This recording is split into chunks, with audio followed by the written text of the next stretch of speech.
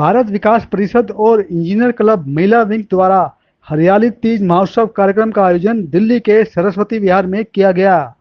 यह कार्यक्रम रजनी शर्मा की अध्यक्षता में किया गया। इस अवसर पर मुख्य अतिथि रश्मि गोयला के साथ साथ कई विशिष्ट व्यक्तियों ने कार्यक्रम में शिरकत कर कार्यक्रम की शोभा को और भी बढ़ा दिया। देखिए हमारी खास खबर में।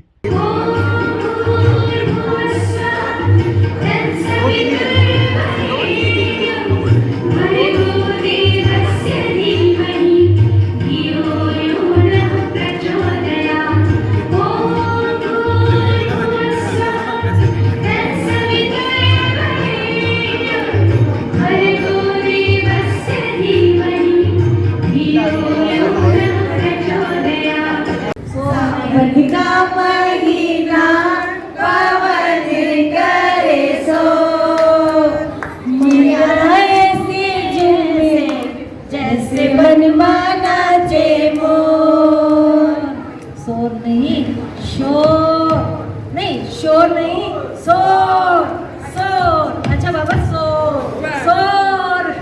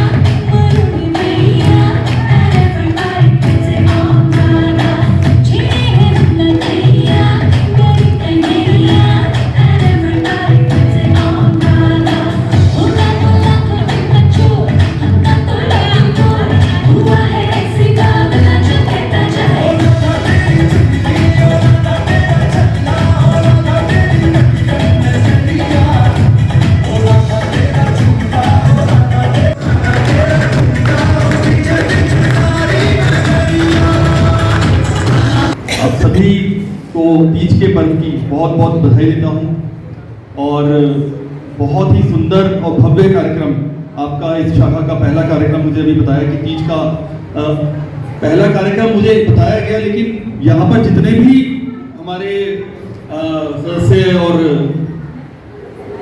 जो सब लोग बैठे हैं, चाहे वो इंजीनियर्स क्लब के भी हों, उससे ज़्यादा अनुभव उनको भारत विकास परिषद का है। उससे ज़्यादा भारत विकास परिषद में जो जितने भी कार्य हैं, भारत विकास परिषद की क्या परिपाटी रहती है, किस तरह के कार्यक्रम, बहुत ही अच्छे और सुंदर भव्य कार्यक्रम आप सभी ने किए हैं। और आज भी एक तेजस्विनी शाखा का ये जो कार्यक्रम आप कर रहे हैं, उसमें बहुत ही अच्छी आपकी मेहनत दिख रही है पूरी शाखा की संचालन समिति की। तो मैं आप सभी को बहुत बहुत शुभकामनाएं देता हूँ और आप आगे भी इस प्रकार के कार्यक्रम करते रहें। हरियाली तीज का उपवास क्यों रखा जाता है? हालांकि आज तो उपवास नहीं रखा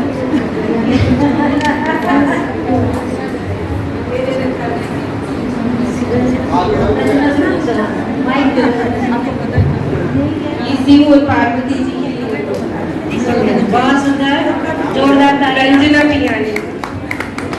हाँ नहीं, हमने प्रश्न पूछा था क्यों रखा जाता है शिव पार्वती, मगर क्यों?